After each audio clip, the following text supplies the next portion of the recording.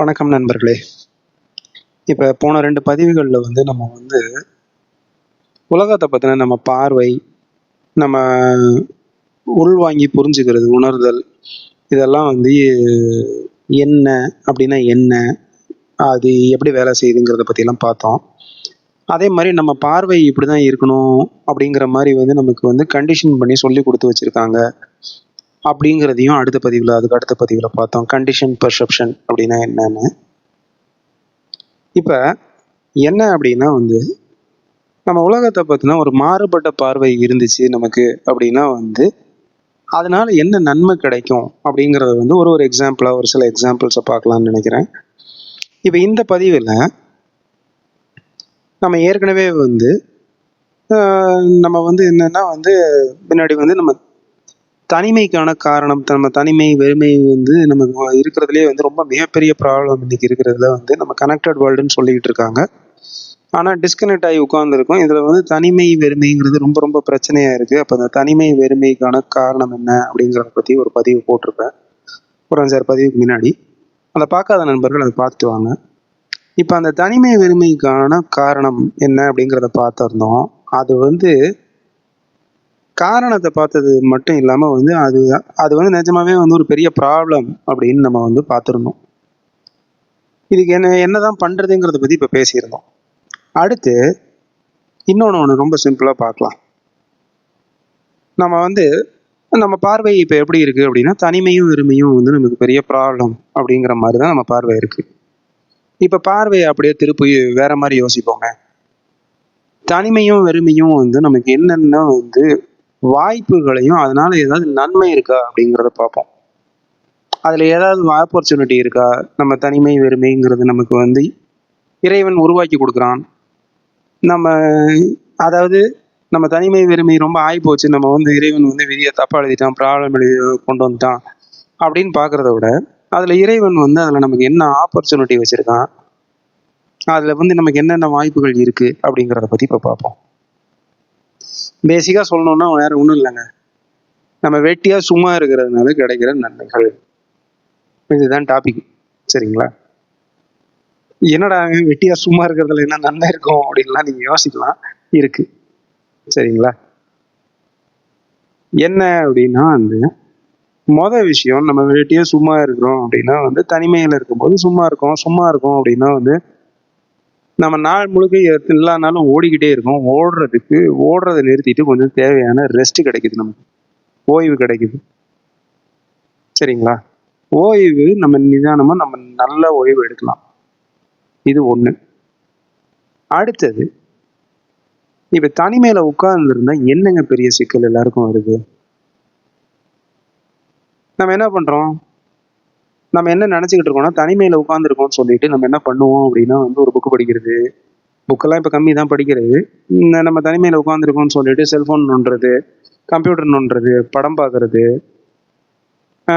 ஏதாவது சாப்பிட்றது, ஸ்நாக்ஸ் சாப்பிட்றது, ஏதோ ஒன்று பண்ணுறது, இன்டர்நெட் யூஸ் பண்ணுறது, சோஷியல் மீடியா யூஸ் பண்ணுறது, இது மாதிரி பல விதமான அடிக்ஷன்ஸில் போய் உட்காந்துக்கிட்டு இருக்கோம். இப்போ அந்த அடிக்ஷன்ஸுங்கிறது என்னன்னா, நமக்கு அந்த தனிமையில் இருக்க முடியல அப்படிங்கிறதுனால அதுக்கு கிரியேட் பண்ணப்படுற டைவர்ஷன் அண்ட் டிஸ்ட்ராக்ஷன். நம்ம தனிமையிலேருந்து நம்மளை விலைக்கு கொண்டு போய் கொடுக்குற டைவர்ஷன் அண்ட் டிஸ்ட்ராக்ஷன். அப்போ அந்த டைவர்ட் பண்ணுறதுனால பண்ணி முடிக்கிறப்ப பண்ணுறப்ப கொஞ்சம் நல்லா இருக்குது, அதுக்கப்புறம் பண்ணி முடித்த உடனே திருப்பியும் அதோட மோசமாக இருக்குது. இதுதான் இருக்குது நமக்கு. அப்போ என்ன அப்படின்னா சரி, ஓகே, நம்ம ஏன் அந்த டைவர்ஷன் தேவைப்படுதுன்னா, நம்ம தனிமை அவ்வளோ பிரச்சனையாக இருக்குது நமக்கு. சரி, சப்போஸ் நம்ம இந்த எந்த விதமான டைவர்ஷன் நம்ம எதுவுமே கிரியேட் பண்ணாமல், நம்ம எந்த அடிக்ஷனுக்குள்ளேயும் போகாமல் நம்ம சிவனேன்னு சும்மா உட்காந்துருந்தோம்னு வச்சுக்கோங்களேன், என்ன நடக்குங்க? பெருசாக என்ன நடக்கும் யோசிச்சு பாருங்களேன். கொஞ்சம் இந்த வீடியோவை பாஸ் பண்ணிட்டு சிந்திச்சு பாருங்கள், என்ன நடக்கும், எதனால நம்ம தனிமை இவ்வளோ நமக்கு வலிக்குது, அன்கம்ஃபர்டபுளாக இருக்குது அப்படிங்கிறத பற்றி சிந்திச்சு பாருங்கள். சரியா? சிந்திச்சு பார்த்துட்டு கமெண்ட் செக்ஷனில் பதிவு பண்ணுங்கள் உங்களுக்கு தோணுது. ஏன்னா எனக்கு தோணாதது வேறு ஏதாவது உங்களுக்கு நிறைய தோணியிருக்க வாய்ப்பு இருக்குது. சரி, ஓகே.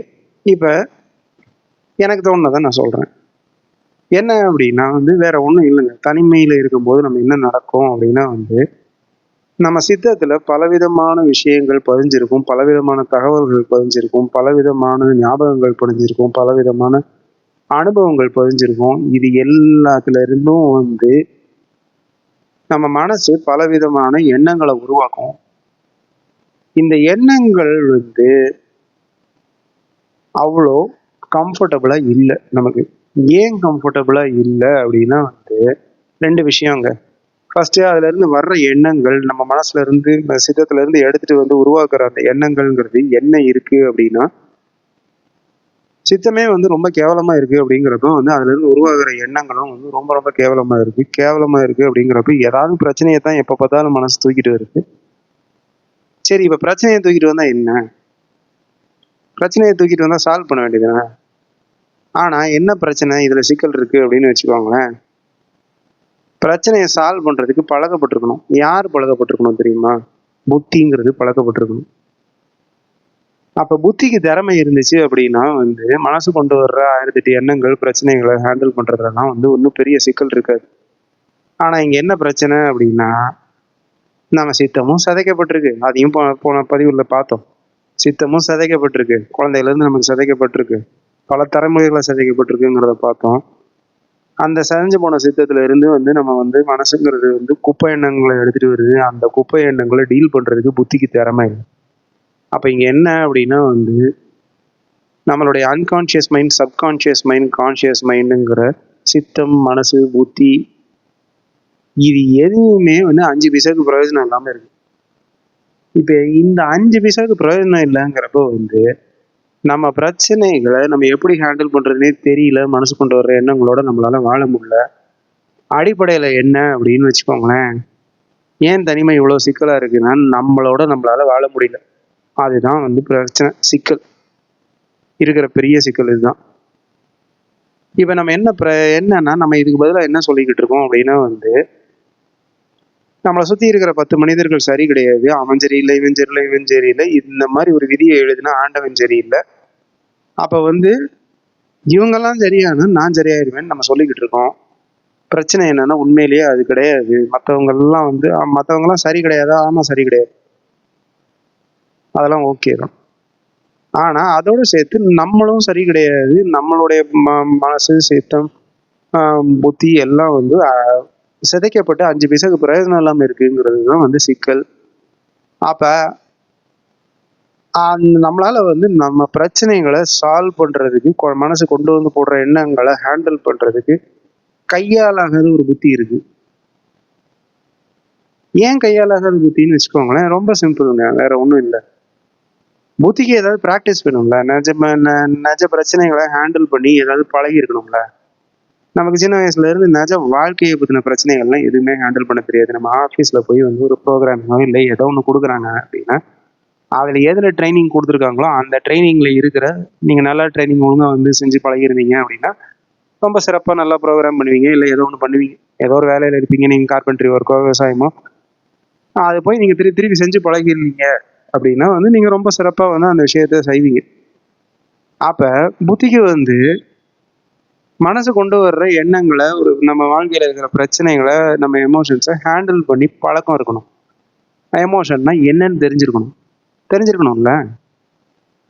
அப்ப என்ன பெரிய எமோஷன் வந்துருக்கு? பயம், கோபம், அவமானம், குற்ற உணர்ச்சி, கவலை, துக்கம், இன்னும் வேற என்ன, வெறுப்பு, பெருமை, பொறாமை, ஆசை, பேராசை, இது மாதிரி சில விஷயங்கள்லாம் இருக்கு. இந்த குணங்களை பத்தி எல்லாம் வந்து நமக்கு கரெக்டா வந்து நமக்கு புரிஞ்சிருந்துச்சு அப்படின்னா வந்து மனசு கொண்டு வர்ற எண்ணங்களை புத்தி வந்து ரொம்ப அழகா ஹேண்டில் பண்ணும். ஹேண்டில் பண்ணா வந்து அந்த கொண்டு வர்ற அந்த சித்தத்துல இருந்து எடுத்துட்டு வர்ற விஷயங்களை மனசு எடுத்து வர்ற விஷயங்களை புத்தி கரெக்டா ஹேண்டில் பண்ணும். ஹேண்டில் பண்ணிச்சு அப்படின்னா வந்து ரொம்ப கம்ஃபர்டபுளா நம்ம நிதானமா உட்காந்து ஓகே நம்ம சும்மா இருக்கோமா, என்ன கொண்டு வரும், நம்ம அப்போதைக்கு வாழ்க்கையில எந்த பிரச்சனையில மாட்டிக்கிட்டு இருக்கோமோ அதை பத்தின ஏதோ ஒரு விஷயத்த கொண்டு வந்தா அதை பத்தி சிந்திக்கிறத விட நமக்கு என்ன பெரிய வேலை? நம்ம பிரச்சனையை நம்ம சால்வ் பண்றதுக்கு நம்ம சிந்திக்கிறத விட என்ன உட்காந்து நம்ம ஏதோ ஒரு அடிக்ஷனில் போய் உட்காந்து ஒரு படத்தை பார்த்துட்டு இருக்கிறது, இல்லை ஒரு கேம் விளையாடிட்டு இருக்கிறது, ஒரு ஃபோனில் என்னத்தையோ ஒன்று பார்த்துக்கிட்டு சோஷியல் மீடியாவில் லைக் பார்த்து வாங்கிட்டு இருக்கிறது, இதெல்லாம் தான் வேலையா? அது ஓகே, எப்பயோ நீங்கள் பயங்கரமாக உட்காந்து நாள் முழுக்க சிந்திச்சிட்டீங்க, ஏதோ ஒரு நடுவில் கொஞ்சம் நேரம் பிரேக் தேவைப்படுது அப்படின்னா ஏதோ ஒன்று பண்ணீங்க அப்படின்னா ரைட்டு. ஆனால் என்ன பண்ணிக்கிட்டு இருக்கோம், நம்ம வந்து கொஞ்சம் கூட வந்து நம்ம பிரச்சனைகளை பற்றி சிந்திக்காம எடுத்தடுப்புல 5 நிமிஷம் நம்மளால வந்து தனியாக உட்கார முடியலங்கிறதுக்காக வந்து நம்ம உடனே வந்து ஒரு டிஸ்ட்ராக்ஷனை கிரியேட் பண்ணிட்டு எதையாவது ஒன்று உண்டு பண்ணிடுறோம், இல்லை ஒரு ஃப்ரெண்டுக்கு ஃபோன் பண்ணி பேசிடுறோம், எதையாவது ஒன்று பண்ணுறோம். சரிங்களா? அப்போ இங்கே என்னன்னா வந்து நமக்கு புரிய வேண்டியது, நம்ம பார்வை மாறுச்சு அப்படின்னா வந்து நம்ம தனிமை நமக்கு கொடுக்கப்பட்டிருக்கிற சாபம்னு நினைக்கிறோம். ஆனால் தனிமை நமக்கு கொடுக்கப்பட்டிருக்கிற வரம்னு நம்ம எடுத்துக்கலாம். நம்மளுக்கு கொடுக்கப்பட்டிருக்கிற சாபமும் தான் வரமும் தான். அதில் வந்து ப்ராப்ளமும் இருக்குது, ஆப்பர்ச்சுனிட்டியும் இருக்குது. நம்ம ஆப்பர்ச்சுனிட்டியை வந்து நம்ம யூஸ் பண்ணி பழகணும் அப்படின்னா வந்து நம்ம ப்ராப்ளங்கள் சால்வ் ஆக ஆரம்பிக்கும். சரிங்களா? அப்போ இது வந்து நம்ம வந்து தனிமையை எப்படி வந்து நம்ம எதிர்கொள்ளலாம் அப்படின்னா வந்து நம்ம ஒன்றுமே இல்லை, நம்ம சும்மா இருந்தோம் அப்படின்னா வந்து நம்ம எமோஷன்ஸ் வரும். நம்ம எந்த எமோஷன் வந்து நம்ம அந்த நேரம் பிரதானமாக இருக்கும். இப்போதைக்கு நான் வந்து பயம்னு எடுத்துக்கோங்களேன். இப்போ பயத்தை பற்றி வந்து நம்ம திருப்பி அந்த ஏதோ ஒரு விஷயத்தில் பயப்படுறோம் அப்படின்னா அந்த பயத்தை திருப்பி தூக்கிட்டு வரும் நம்ம மனசு.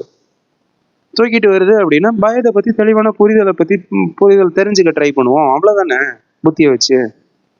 அது சம்மந்தமாக தேடுங்களேன், அது சம்மந்தமாக படிங்களேன். நம்மளோட பெரிய பெரிய மனிதர்கள்லாம் வந்து பயத்தை பற்றி என்ன சொல்லியிருக்காங்கன்னு தெரிஞ்சுக்கோங்களேன்.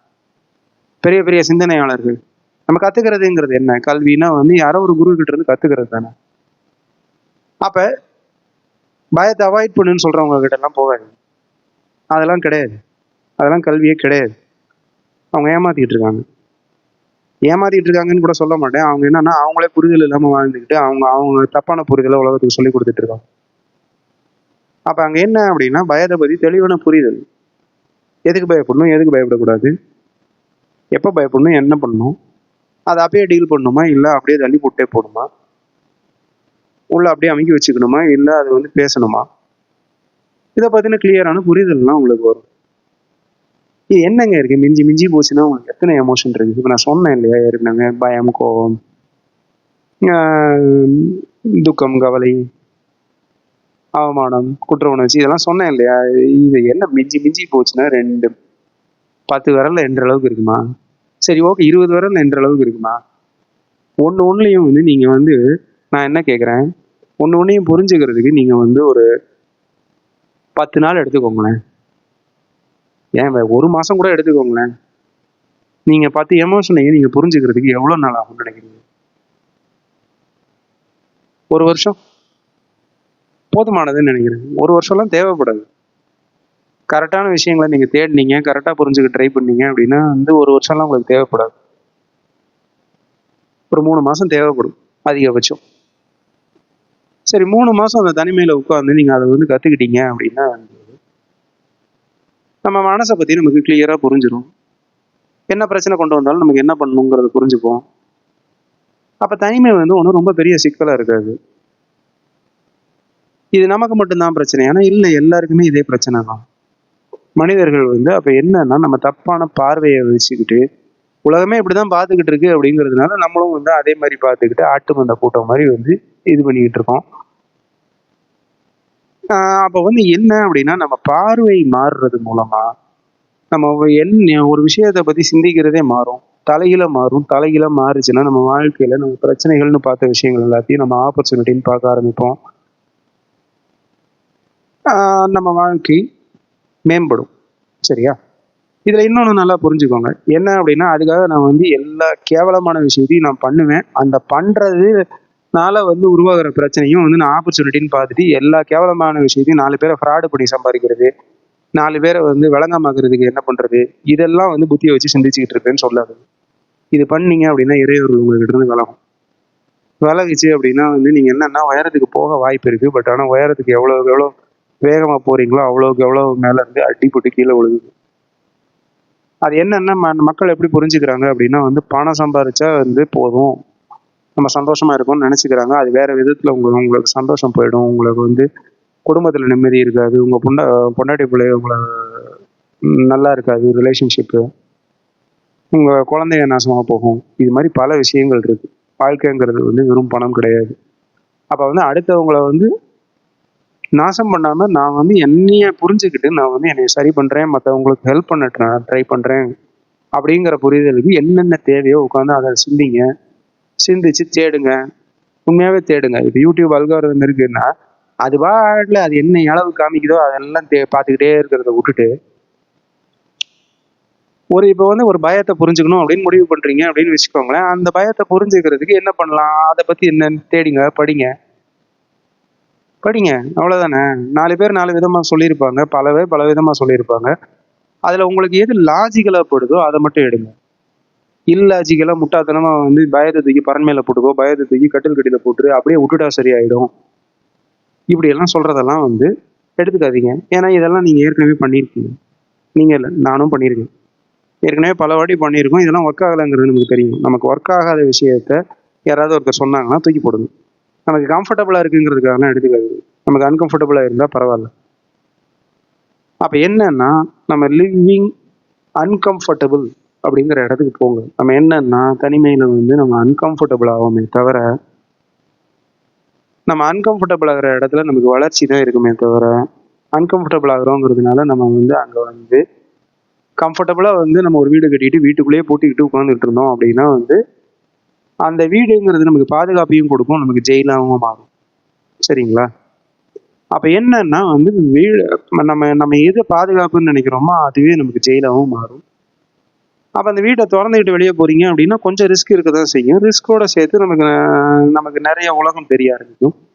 அப்போ அங்கே என்ன அப்படின்னா வந்து ரிஸ்க் எடுக்க பழகுங்க. ஒன்றும் பெரிய கால்குலேட்டடாக எடுங்க, அளவோட ரிஸ்க் எடுங்க. ஒன்றும் பெரிய பிரச்சனையெல்லாம் வந்துடாது. புரிஞ்சுக்க ட்ரை பண்ணுங்க. ஒரு எமோஷன்ஸ் புரிஞ்சுக்கிட்டோம் அப்படின்னா மனசு நமக்கு சிக்கலாகவே ஆகாது. ஏன்னா மனசில் கொண்டு வர்ற எல்லா பிரச்சனைகளுக்கும் புத்திக்கு பதில் தெரியும். பதில் தெரிஞ்சுது அப்படின்னா வந்து மனசும் புத்தியும் சேர்ந்து வந்து சித்தத்தை சரி பண்ணுற வேலையை பண்ணும். சித்தம் சரியாகும், கிளியராகும். சித்தம் கிளியராக நம்ம எண்ணங்கள் வந்து மேம்படும். எண்ணங்கள் மேம்பட புத்தி வந்து நம்ம பிரச்சனைகளை தாண்டி அடுத்தவங்க பிரச்சனைக்கு தீர்வுகளுக்கு நோக்கி யோசிக்க ஆரம்பிக்கும். அடுத்தவங்க பிரச்சனைகளுக்கு தீர்வு கிடைக்க ஆரம்பிச்சுது அப்படின்னா நம்மளை சுற்றி இருக்கிற சக மனிதர்கள் நம்ம மேலே அன்போடையும் பாசத்தோடையும் நடக்க ஆரம்பிப்பாங்க. நமக்கு மரியாதை கொடுக்க ஆரம்பிப்பாங்க. நிறையா விஷயங்கள் மாறும். நம்மளை மாற்றிக்கிறது மூலமாக வந்து நம்ம குடும்பத்தை மாற்றலாம், நம்ம சமூகத்தை மாற்றலாம், நிறைய விஷயங்களை மாற்றலாம். அப்போ அங்கே என்னன்னா நம்மளை புரிஞ்சுக்கிறதுல தான் இருக்குது. அப்போ தனிமை தான் வந்து அதுக்கான அடிப்படை தேவை. தனிமையில் கொண்டு போய் நம்ம வந்து அடிக்ஷனில் போய்கிட்டு டைவர்ஷன்லாம் உண்டு பண்ணிக்கிட்டு எதையாவது வேலை வெட்டி இல்லாமல் வந்து 5 பைசாவுக்கு பிரயோஜனம் இல்லாத விஷயத்தில் போய் டைம் செலவு பண்ணுறதை விட்டுட்டு உண்மையாகவே உங்களுக்கு தேவையானது எடுத்து படிங்க. பயத்தை பற்றி நம்ம எமோஷன்ஸை பற்றி படிச்சிங்க அப்படின்னா வந்து தெரிஞ்சுக்கிட்டோம் அப்படின்னா வந்து நம்ம இன்னும் நல்லா ஹேண்டில் பண்ணுவோம். சரியா?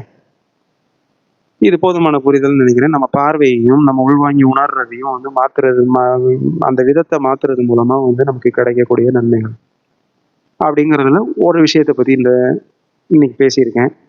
இதே மாதிரி நம்ம உணர்தலையும் நம்ம பார்வையையும் மாற்றுறது மூலமாக வேற என்னென்ன நன்மை, வேற என்னென்ன விஷயங்கள்ல நம்ம மாற்றி யோசிக்கலாம், நன்மைகள் கிடைக்கும் அப்படிங்கிறத பற்றினா இன்னும் அடுத்து ஒரு 2-3 பதிவுகளை பார்க்கலாம். சரிங்களா? ஏன்னா நம்ம பார்வை மாறுறது மூலமாக வந்து நம்ம உலகத்தை பார்க்குற விதமே மாறும்.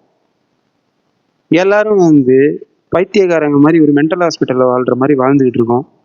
நம்ம மென்டல் ஹாஸ்பிட்டலில் வாழ்கிறதுக்கு பதிலாக வந்து மென்டல் ஹாஸ்பிட்டலில் வாழ்கிற பைத்தியங்கள் வாழ்கிற மாதிரி வாழ்கிறதுக்கு பதிலாக வந்து நம்ம இந்த உலகத்தை சொர்க்கமாக மாற்ற முடியும். செத்ததுக்கு அப்புறம் சொர்க்கம் இருக்கா நரகம் இருக்காங்கிற கேள்விக்கெல்லாம் இப்போதைக்கு போக தேவையில்லை. தெரியலன்னு விட்டுறலாம். இப்போதைக்கு வாழ்கிற வாழ்க்கையை சொர்க்கமாக மாற்ற முடியும். அதுக்கு வாய்ப்பு இல்லை, அதுக்கு வக்கு இல்லைங்கிறதுனால தான் வந்து செத்ததுக்கு அப்புறம் சொர்க்கத்துக்கு போகிறோமா நரகத்துக்கு போகிறோமாங்கிறதுக்கெல்லாம் உட்காந்து வாழ ட்ரை பண்ணிக்கிட்டு இருக்கோம். இப்போ வாழ்கிறத ஒழுங்காக வாழ்கிறோமா விட்டுட்டு. சரிங்களா? அப்போ இதை மாற்றுவோம் நண்பர்களே. உங்களுக்கு தெரிஞ்சதையும் வந்து கமெண்ட் செக்ஷனில் பதிவு பண்ணுங்கள். இல்லை நீங்கள் இதை பற்றி ஏதாவது பேச விரும்புகிறீங்க, வீடியோ போடுறீங்க அப்படின்னா வந்து தாராளமாக போட்டுங்க. அதையும் வந்து கமெண்ட் செக்ஷனில் ஷேர் பண்ணுங்கள். நானும் பார்க்குறேன். என்னோட புரிதலும் வளரும். சரிங்களா? வளரும். ஒருத்தருக்கு ஒருத்தர் ஹெல்ப் பண்ணிப்போம். ஒருத்தருக்கு ஒருத்தர் கையை தூக்கி விட்டு மேலே வர்றதுக்கு ஹெல்ப் பண்ணுவோம் நண்பர்களே. இதுதான் வழி.